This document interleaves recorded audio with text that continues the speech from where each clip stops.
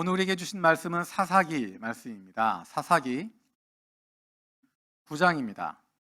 사사기 9장 56절, 57절입니다. 사사기 9장 56절, 57절입니다. 우리 한 목소리로 함께 읽도록 하겠습니다. 시작. 아비멜렉이 그의 형제 70명을 죽여 자기 아버지에게 행한 악행을 하나님이 이같이 갚으셨고, 또 세겜 사람들의 모든 악행을 하나님이 그들의 머리에 갚으셨으니 여룻바알의 아들 요담의 저주가 그들에게 응하니라. 아멘. 우리가 지금 지난 9월 1일부터 리바이벌 21, 22라는 제목을 가지고 성경 일독을 함께 하고 있습니다. 제일 먼저 제가 이야기했던 성경을 읽으면서 힘들다, 이 책은 정말 어렵다라고 했던 것이 레위기였습니다. 왜냐하면 우리의 문화와 너무도 다르기 때문입니다. 우리는 고기를 그냥 먹기만 하지 고기를 잡는 것은 하지 않습니다. 각을 뜨고 어떤 부위를 잘라내고 하는 부분들, 우리에게 익숙하지 않은 목축 문화이기 때문에 어려웠던 것입니다. 그래서 무슨 말인지 그림이 잘 그려지지 않고 이해가 가지 않기 때문에, 또 거기에 나와 있는 여러 가지 내용들이 사막지대에서 특히 팔레스타인 쪽에서 어울릴 수 있는 상황에 있는 이야기이기 때문에 우리에게 익숙치 않아서 어려웠습니다. 그래서 레위기를 어렵다라고 이야기했습니다. 또 신명기를 앞두고는 신명기가 어렵다라고 이야기했습니다. 왜냐하면 그 앞에 했던 얘기 또 하고 또 하기 때문에, 했던 얘기 반복하고 반복하기 때문에 신명기 어렵다라고 이야기했습니다. 또 어떤 책이 어려울까요? 사사기가 어렵습니다. 지금 사사기를 읽고 있는데 이 책을 읽다 보면 이게 무슨 이야기인지 잘 모르는 내용들이 됩니다. 사사기는 재미있습니다. 일단 재미있어서 편안하게 읽을 수 있습니다. 그런데 문제는 무엇이냐면 읽다 보면 지금 어디로 가는 거지? 라는 생각을 하게 됩니다.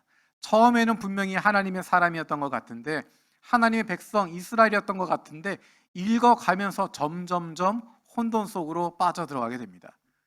이 사람들 뭐 하는 사람들이지? 이 사람들은 누구를 믿는 거지? 이 사람들이 뭐가 다른 거지? 라는 생각들을 하게 됩니다.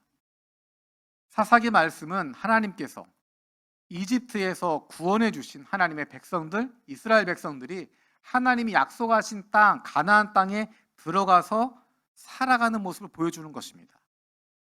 여호수아서까지 나왔던 내용이 약속하신 땅으로 들어가는 과정이었고, 그 땅을 정복해가는 과정이었고, 그 땅에 백성들이 나누어지는 과정, 거기까지 보여준 것이 여호수아의 내용입니다. 이제 사사기에 남아있는 내용은 그 땅에서 하나님의 백성답게 하나님의 나라를 누리면서 살아가는 것입니다. 굳이 인간왕을, 눈에 보이는 인간왕을 세우지 않더라도 하나님이 왕이시기 때문에 세상 나라들과는 구별되어지는 하나님 나라 공동체를 이루면서 살아가는 것입니다. 그 이야기를 다루게 되는 것이 사사기의 내용입니다. 그런데 우리가 어제까지 읽었던 내용, 그리고 이번 주에 읽을 내용들 읽다 보면 회의가 들게 됩니다. 사사기를 읽다 보면 도대체 이스라엘과 세상 나라들과 구별된 게 뭐지? 싶습니다. 모세를 통해서 가나안 땅에 들어가면 우상들을 다 없애버려라 라고 이야기했는데, 여전히 그 우상들을 섬기는 사람들이 있고, 가나안의 신들을 섬기는 그 음란한 것들을 다 없애버려라, 그 신들을 섬기지 마라 라고 이야기했는데, 여전히 그런 음란한 행동들이 있고 그런 제의 행사들이 있고 자녀를 제물로 바치는 일들이 일어나고 있습니다. 그들이 이스라엘이라고 이야기하고 하나님의 백성이라고 이야기하는데 세상과 전혀 구별되지 않는 모습들을 보게 됩니다. 도대체 어디에서 그들을 하나님의 나라라고 말할 수 있고 하나님의 백성이라고 말할 수 있을지, 이스라엘이라고 하는 이름이 중요한 것이 아니라 그들이 어느 곳에 살고 있다 하는 것이 중요한 것이 아니라 그들이 어떻게 살아가고 있느냐, 그것이 정체성을 보여주는 것입니다. 사사기는 일종의 흐름을 가지고 있습니다. 1장부터 시작해서 16장까지는 사사라고 하는 인물이 중심이 됩니다. 그것은 한 사람이 아니고 때에 따라 세워지는 사람입니다. 왕이 아니라 사사입니다. 그 사사를 중심으로 역사가 움직이게 되는데 사사기의 내용들은 하나의 흐름을 가지고 있습니다. 전체 흐름이 반복되고 있습니다. 그것을 잘 보여주고 있는 것이 사사기 2장 11절에서 19절 말씀입니다. 우리 함께 읽도록 하겠습니다. 시작. 이스라엘 자손이 바알 신들을 섬기어 주님께서 보시기에 악한 행동을 일삼았으며 이집트 땅에서 그들을 이끌어내신 주 조상의 하나님을 저버리고 주위의 백성들이 섬기는 다른 신들을 따르며 경배하여 주님을 진노하시게 하였다. 그들은 이렇게 주님을 버리고 바알과 아스타롯을 섬겼다. 그러므로 주님께서 이스라엘 백성에게 크게 분노하셔서 그들을 약탈자의 손에 넘겨주셨으므로 약탈자들이 그들을 약탈하였다. 또 주님께서는 그들을 주위의 원수들에게 팔아 넘기셨으므로 그들이 다시는 원수들을 당해낼 수 없었다. 그들이 싸우러 나갈 때마다 주님께서 그들에게 말씀하시고 맹세하신 대로 주님께서 손으로 그들을 쳐서 재앙을 내리셨으므로 그들은 무척 괴로웠다. 그 뒤에 주님께서는 사사들을 일으키셔서 그들을 약탈자들의 손에서 구하여 주셨다. 그러나 그들은 사사들의 말도 듣지 않고 오히려 음란하게 다른 신들을 섬기며 경배하였다. 그들은 자기 조상이 주님의 명령에 순종하여 걸어온 길에서 빠르게 떠나갔다. 그들은 조상처럼 살지 않았다. 그러나 주님께서는 그들을 돌보시려고 사사를 세우실 때마다 그 사사와 함께 계셔서 그 사사가 살아있는 동안에는 그들의 원수들의 손에서 구하여 주셨다. 주님께서 원수들에게 억눌려 괴로움을 당하는 그들의 신음소리를 들으시고 그들을 불쌍히 여기셨기 때문이다. 그러나 사사가 죽으면 백성은 다시 돌아가서 그들의 조상보다 더 타락하여 다른 신들을 따르고 섬기며 그들에게 경배하였다. 그들은 악한 행위와 완악한 행실을 버리지 않았다. 사실은 이 이야기가 사사기 전체에 흐르고 있는, 사사기 1장에서 16장까지 반복되고 있는 이야기입니다. 하나님의 사람으로 시작했는데 하나님의 이름을 가지고, 하나님의 백성이라는 이름을 가지고 가나안 땅에서 살기 시작했는데 시간이 지나가면서 그들은 다른 신들을 섬기기 시작합니다. 없애버려라라고 이야기했던 바알과 아스타롯을 사랑하고 끔찍하게 여기게 되며 그것을 도무지 떠나지 못합니다. 그로 말미암아 하나님이 함께 하시지 않으셔서 그들은 약해지고 연약해지고, 그러면 주변으로부터 약탈을 당하게 되고 공격을 받게 됩니다. 그 가운데 하나님께 구합니다. 하나님, 우리가 잘못했습니다.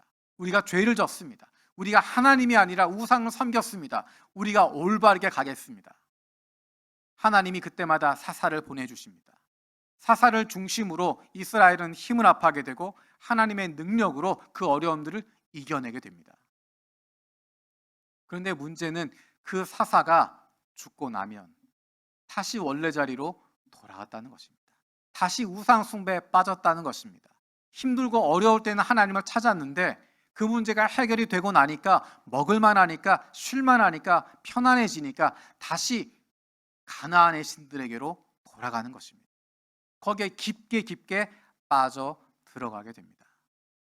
그 이야기가 사사기 1장에서 16장까지 진행됩니다. 우리가 읽었던 내용, 그리고 앞으로 읽을 내용들을 보게 되면 어떻게 이스라엘이 변질되고 있는지를 점점점 더 보게 됩니다. 처음에는 조금 힘들면 하나님께 나와서 회개합니다. 하나님, 살려주십시오. 우리가 하나님을 버렸습니다. 우리가 하나님 말씀 따르지 않고 우상 숭배했습니다. 우리가 죄를 저질렀습니다라고 회개하고 도와달라고 간구합니다. 그런데 재미있는 것은 마지막 사사인 삼손의 시대에 가면 그런 모습을 찾아볼 수가 없습니다. 이스라엘 사람들이 살고 있는 것과 블레셋 사람들이 살고 있는 것이 겹쳐 있습니다. 함께 생활하고 있고, 함께 지내고 있고, 함께 우상 숭배하고 있고, 전혀 문제의식을 갖지 않습니다. 자신들이 무엇을 잘못하고 있는지, 어떤 것이 잘못된 것인지에 대해서 전혀 알지 못하고 아무런 갈등도 없이 가나안 사람들과 함께 어울려 우상 숭배하며 그렇게 살아가고 있습니다. 이름은 하나님의 백성들인데, 이름은 나실인인데 삼손도 한 번도 나실인답게 살아가지 못합니다. 그럼에도 불구하고 그것에 대한 아무런 죄책감도 느끼지 못하는 모습으로 변하게 됩니다. 하나님의 백성으로 시작했는데, 하나님 때문에 구원받았다고 시작했는데, 하나님을 위해서 일한다고 시작했는데 하나님을 잃어버린 사람들입니다. 하나님이 없는 사람들, 이름만 남아있는 사람들의 모습을 발견하게 됩니다. 하나님 없는 사람들의 모습, 이름은 하나님의 백성이지만 하나님의 자녀들이라고 이야기하지만 하나님과 아무런 관계도 없는 사람들의 모습, 그 충격적인 이야기가 사사기에 두 가지 등장합니다. 한 가지 충격적인 이야기는 사사기 19장에서 21장에 등장하고 있는 내용입니다.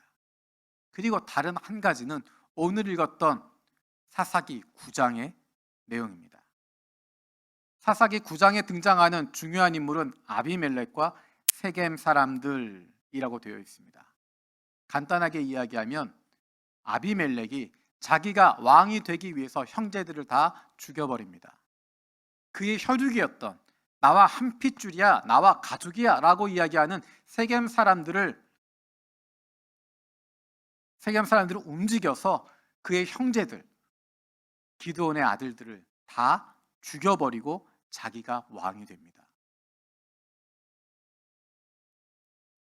몇 년의 시간이 지나서 세겜 사람들과 아비멜렉 사이에 미움이 생기게 되고, 그 과정에서 아비멜렉은 세겜 사람들을 수없이 학살해버리고 아비멜렉 역시 비참한 죽음으로 끝나게 됩니다. 그리고 그 사건 이후에 담담하게 오늘 읽었던 본문의 말씀이 등장하는 것입니다. 하나님께서 죄의 값을 갚으셨다. 사사기 9장을 읽으면 재미있는 것은 그 안에 여호와 혹은 주님이라고 하는 단어가 등장하지 않습니다. 8장 34절에 주님이라는 단어가 등장하고 10장 6절에 가서 주님이라는 단어가 등장합니다. 개역 개정으로 보면 여호와라고 하는 단어가 8장 마지막에 10장 앞부분에 등장합니다. 중간에 여호와라고 하는 이름이 등장하지 않습니다. 우리 8장 34절 함께 읽어보겠습니다. 시작. 이스라엘 자손은 주위의 모든 적그로부터 자기들을 건져내신 주 하나님을 기억하지 않았다. 여호와 하나님을, 이스라엘의 주 하나님, 이스라엘 건져내신, 이스라엘과 언약을 맺으신 그 하나님을 기억하지 않았다, 잊어버렸다 라고 이야기합니다. 그리고 10장에 가서야 그 주님의 이름이 등장하게 됩니다. 하나님이 완전히 배제되어 있습니다. 9장에 등장하고 있는 그 공동체의 모습 가운데, 왕을 세우는 모습 가운데, 그 사회 가운데, 통치자의 모습 가운데 하나님은 완전히 배제되어 있고, 하나님은 등장하지 않고, 하나님은 예배하지도 않고, 하나님은 고려하지도 않는 자기들의 권력 싸움과 누가 힘을 가질 것인가, 누가 누구를 죽일 것인가, 누가 누구 위에 설 것인가, 그것만 남아 있습니다. 아비멜렉이라고 하는 이름, 우리에게 익숙하지 않은 이름입니다. 우리 8장 31절 한번 읽어보겠습니다. 시작. 또 세겜에 있는 첩과의 사이에서 아들이 하나 태어났는데 그 아들에게는 아비멜렉이라는 이름을 지어 주었다. 기드온의 아들입니다. 8장까지의 내용이 기드온에 대한 이야기입니다. 하나님께서 기드온을 사사로 세우셔서 이스라엘을 구원해 주셨습니다. 그런데 그 기드온에게는 많은 아들들이 있었습니다. 그 중에 한 아들이 아비멜렉입니다. 기드온이 죽은 뒤의 모습이 8장 33절에서 35절에 있습니다. 같이 한번 읽어보겠습니다. 시작. 기드온이 죽으니 이스라엘 자손이 다시 바알들을 음란하게 섬기고 바알브릿을 자기들의 신으로 삼았다. 이스라엘 자손은 주위의 모든 적으로부터 자기들을 건져내신 주 하나님을 기억하지 않았다.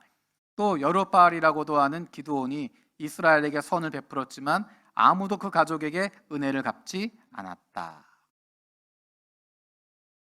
9장에 나타난 세겜 사람들뿐만 아니라 이스라엘 사람들 모두가 하나님을 잊어버렸고, 하나님을 기억하지 않았고, 하나님께서 쓰셨던 기드온, 그 가족에게도 은혜를 갚지 않았다. 라고 이야기합니다. 하나님을 완전히 잊어버린 사람들입니다. 세겜은 세겜 사람 가운데 태어난 여룻바알은 세겜 사람과 태어난 아비멜렉은 자신이 왕이 되고자 합니다. 그리고 그 지지 기반으로 삼는 것이 자기의 혈육이었던 세겜 사람들입니다. 아비멜렉이 세겜 사람들에게 이야기합니다. 9장 2절에서 3절 말씀 같이 읽겠습니다. 시작. 세겜 성읍의 모든 사람들에게 물어보아 주십시오. 여룻바알의 아들 70명이 모두 다스리는 것하고 한 사람이 다스리는 것하고 어느 것이 더 좋은지를 물어보아 주십시오. 그리고 내가 여러분과 한 혈육이라는 것을 상기시켜 주십시오. 그가 외가 친척이 그의 부탁대로 세겜 성읍의 모든 사람에게 그가 한 말을 모두 전하니 그들의 마음이 아비멜렉에게 기울어져서 모두 그는 우리의 혈육이다 하고 말하게 되었다. 그리고 나서 한 일이 무엇이냐면 세겜 사람들과 함께 힘을 모아서 기드온의 아들들을 다 죽여버리는 것입니다. 이스라엘을 구원했던, 이스라엘이 위기 가운데 빠져 있었던 그 이스라엘을 구원하는 데 쓰임받았던 기드온, 그의 아들들을 죽여버립니다. 그리고 한 사람 아비멜렉을 왕으로 세웁니다. 그 이유는 한 가지입니다. 우리 혈육이니까, 같은 피니까, 우리 가족이니까. 아비멜렉을 왕으로 세우고 나머지를 다 죽여버립니다.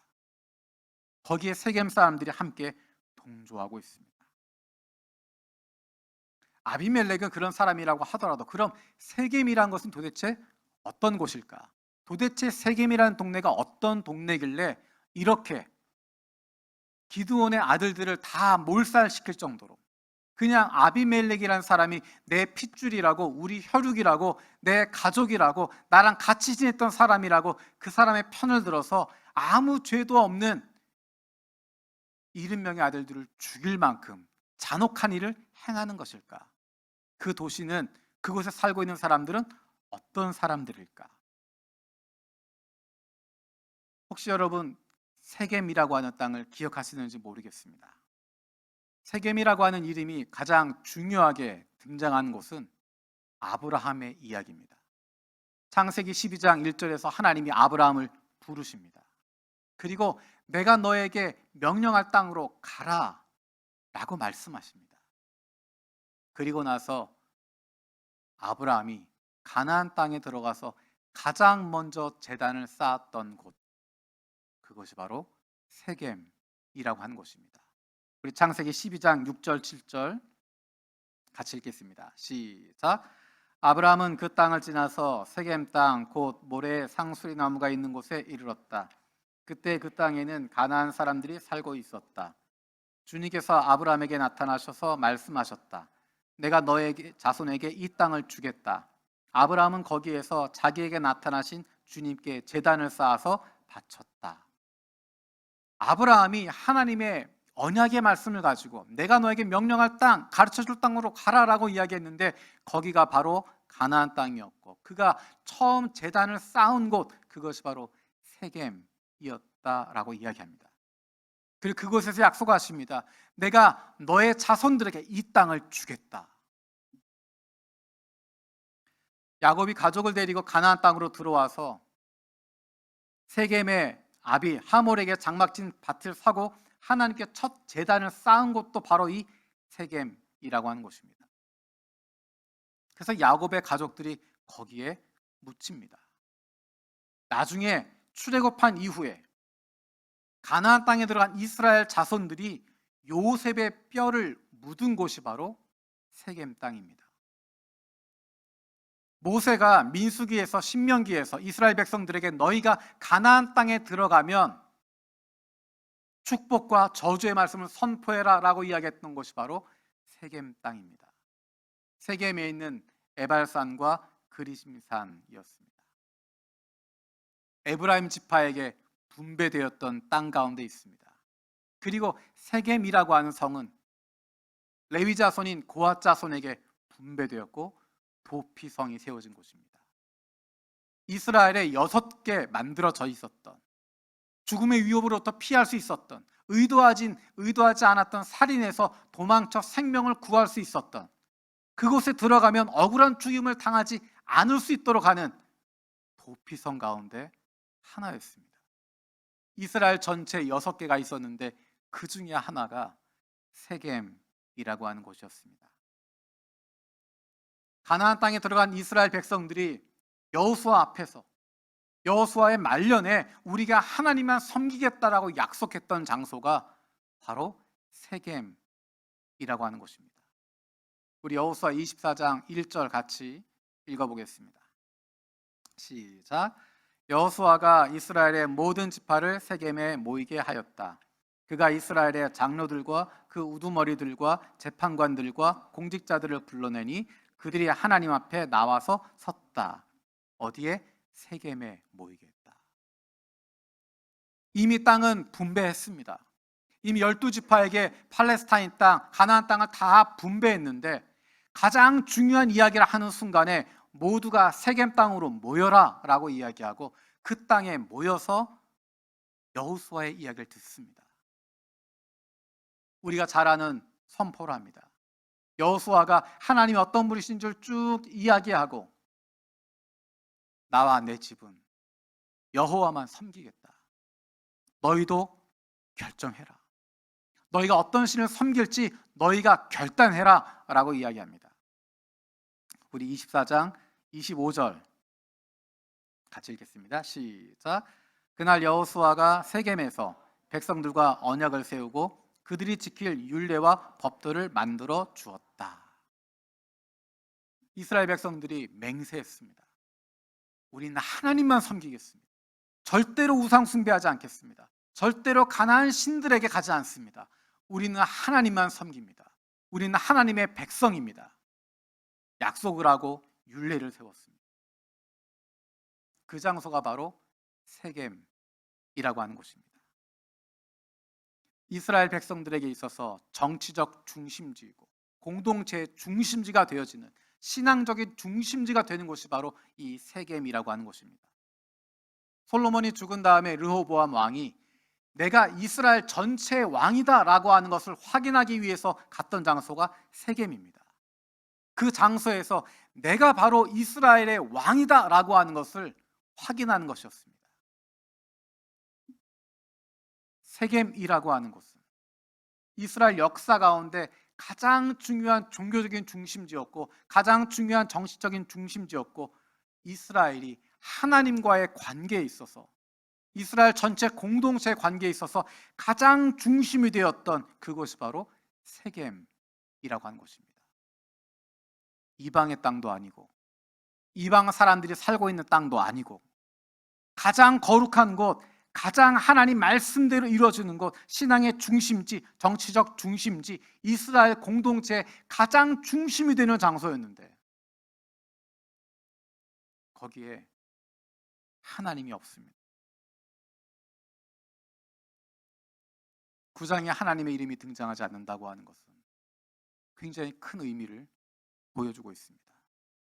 정치적 중심지였고 종교적 중심지였고 이스라엘 공동체의 영적인 중심지였는데 거기에 하나님이 계시지 않습니다. 하나님이 배제되어 있습니다. 하나님의 백성들인데 하나님의 백성을 이끌어갈 지도자를 세우는 과정 가운데 하나님이 등장하지 않습니다. 정치만 남아있고 권력만 남아있고 술수만 남아있고 누구를 죽이고 누구를 넘어뜨리는 것만 남아있습니다.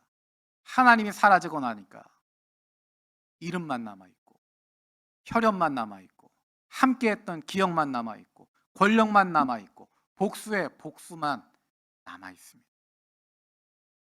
거룩한 장소라고 하는 이름이, 하나님 믿는 백성이라고 하는 이름이, 하나님이 세우신 레위인이라고 하는 이름이 그들을 규정하지 못합니다. 하나님의 뜻과 관계없이 내 마음대로, 내 욕망대로, 세상이 흘러가는 대로 살아가게 됩니다. 그들은 세겜 땅에 있었지만 하나님의 백성이라고 이야기하고 있지만 하나님과 아무런 관계도 없는 존재들이었습니다. 하나님께서 그들을 내버려 두십니다. 시간이 지나고 세겜 사람들과 아비멜렉 사이에 미움이 생기게 됩니다. 그로 말미암아 수많은 세겜 사람들이 비참하게 학살을 당하게 됩니다. 마침내 아비멜렉도 비참한 죽임을 당하게 됩니다. 그리고 성경은 그것에 대한 담담한 결론으로 오늘의 본문 말씀을 이야기하는 것입니다. 우리 56절, 57절 같이 다시 한번 읽겠습니다. 사사기 19장 56절 57절 시작. 하나님은 아비멜렉에게 자기 형제 70명을 죽여 자기 아버지에게 저지른 죄의 값을 이렇게 갚으셨고 또 세겜 사람들의 죄악도 그들에게 모두 갚으셨다. 여롯바알의 아들 요담의 저주가 이렇게 그들에게 그대로 이루어졌다.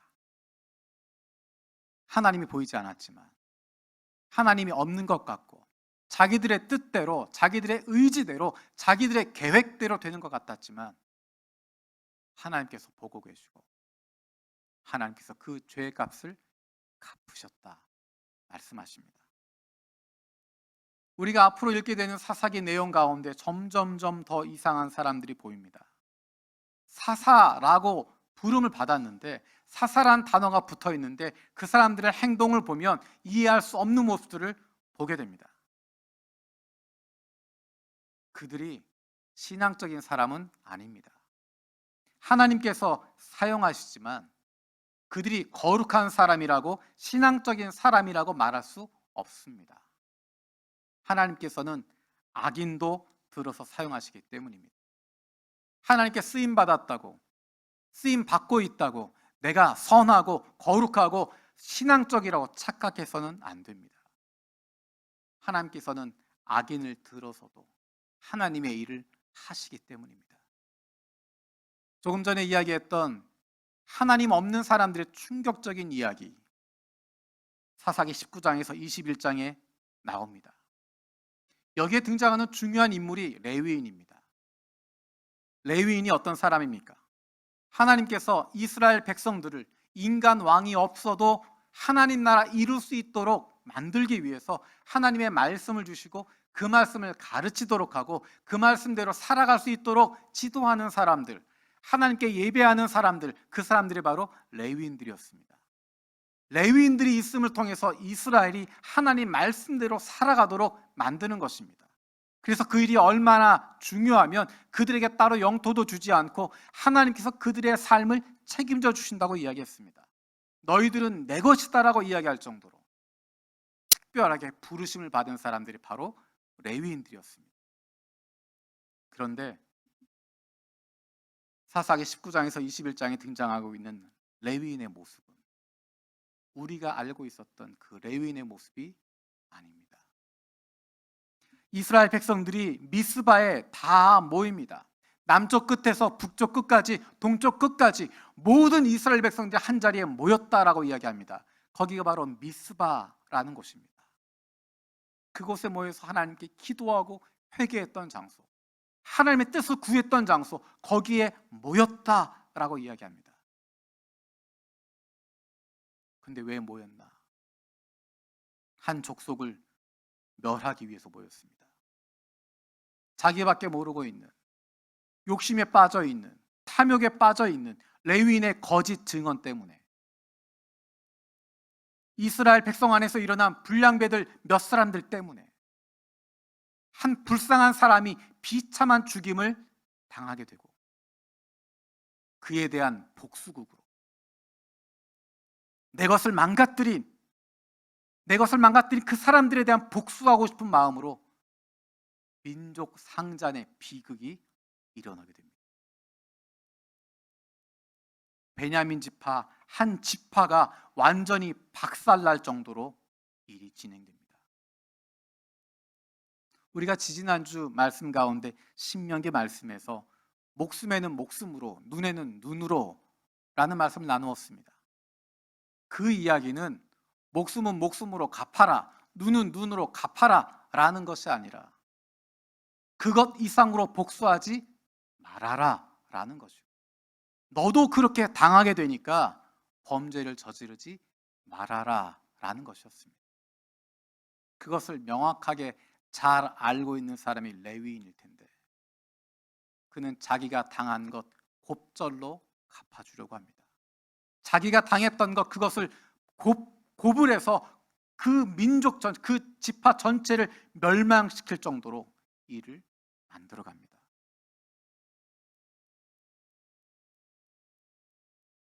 율법에서는 억울한 죽음이 없도록 두 사람 이상의 증언이 있어야만 재판할 수 있게 되어지는데 이스라엘 사람들은 이 거짓된 레위인 한 사람의 거짓 증언을 듣고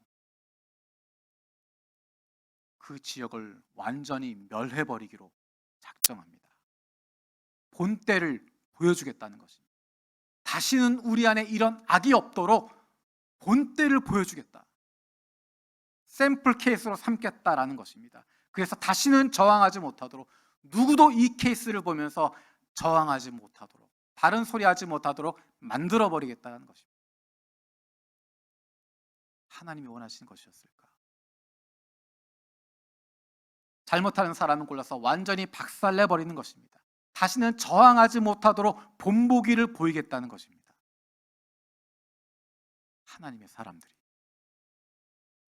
하나님의 사람이라고 했던 이스라엘이 가나안 민족과 싸우고 있는 것이 아니라 하나님을 대적하고 있는 사람들과 싸우고 있는 것이 아니라 신앙의 이름을 가지고 하나님의 이름을 가지고 같은 핏줄이었던 베냐민 지파를 향하여 칼을 내밀게 되고 베냐민 지파도 다른 지파들 향해서 서슴지 않고 칼을 휘두르게 되고 수많은 이들이 죽임을 당하는 민족 상잔의 비극이 일어나게 됩니다.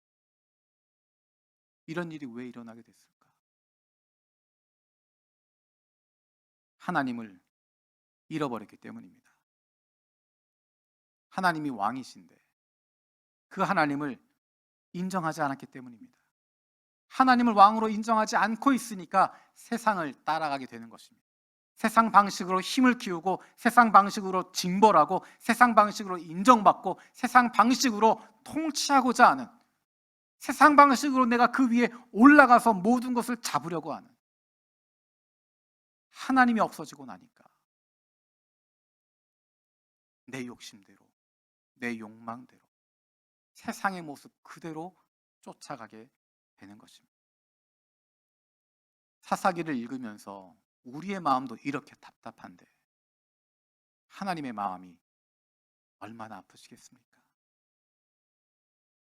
내가 너희를 구원하기 위해서, 이집트에서 너희를 이끌어내기 위해서 얼마나 애썼는데, 내가 얼마나 사랑하고 있는데, 하나님이 왕이신데 하나님의 사랑을 쏟아 부어주고 있는데 그 하나님은 모른 척하고 하나님과 관계없이 내가 하나님의 사람이라고 하나님의 백성이라고 이야기하면서 하나님의 이름을 가지고 서로 죽이고 있는, 서로를 찌르고 있는 그 모습을 보시면서 하나님의 마음이 얼마나 아프셨을까? 그리고 그 주변에 있는 나라들의 모습은 어땠을까? 그 모습을 보고 있는 이스라엘의 그러한 모습을 보는 다른 민족들의 마음은 어떤 마음을 가졌을까? 하나님 믿는 것들 별거 없구나. 하나님 믿는다고 다르다고 이야기하더니 지들이나 우리나 똑같네. 권력을 잡기 위해서 서슴없이 형제들도 죽여버리고, 권력을 갖기 위해서 서슴없이 누구든 죽여버리고, 복수하기 위해서 얼마든지 거짓말하고, 그 거짓말 때문에 수많은 사람들 죽음으로 몰아넣으면서도 죄책감 갖지 않는, 그리고 하나님을 위해서 했다라고 이야기하는 우리하고 다를 것 없는 동물들이네. 우리보다 더 잔인하고 못된 인간들이네. 하나님은 이스라엘을 통해서 믿지 않는 사람들이, 하나님을 모르는 사람들이 하나님께로 나아올 수 있도록 하기 위해서 이스라엘을 구원해 주셨고 생명을 주셨고 가나안 땅에 세워주셨는데, 오히려 그 이스라엘 사람들을 보면서 사람들은 여호와 하나님에 대해서 머리를 흔들게 되고, 저들이 믿는 여호와 하나님 우리는 믿지 않겠다. 우리 신이 더 도덕적이고 우리 신이 더 윤리적이다라고 생각했을 것입니다. 어쩌면 이런 이야기를 사사시대뿐만 아니라 우리가 듣고 있는지 모르겠습니다. 세상 사람들보다, 하나님을 모르고 하나님 믿지 않는 사람들보다 더 세상 사람처럼 살아가는, 더 세상의 가치를 추구하고 세상 사람들보다 더 세상적으로 살아가는, 더 비인격적이고 더 비윤리적이고 비도덕적이고 더 못되게 살아가고 있지 않은가. 우리는 구원받은 하나님의 백성들입니다. 하나님의 사랑받는 자녀들입니다. 하나님의 백성이라고 하는 것은 하나님이 우리의 왕이시라고 하는 것을 기억하는 것입니다. 세상의 방식, 세상의 가치 그거대로 살아가는 것이 아니라 하나님 말씀대로 하나님께서 원하시는 방식을 찾아서 그대로 살아가겠다라고 결단하는 것입니다. 그 삶을 우리에게 보여주신 분이 바로 예수님이십니다. 예수님께서 하나님의 마음을 품고 이 세상 가운데서 살아가시며 이것이 하나님이 원하시는 삶의 모습이라고 보여주십니다. 이렇게 살아라 보여주십니다. 그렇게 예수님을 닮아가는 것을 성경은 거룩함이라고 이야기합니다. 이 세상 속에 살아가지만 예수님을 닮아서 살아가는 것, 그것이 거룩한 삶을 살아가는 것입니다. 그것이 어렵지 않습니다.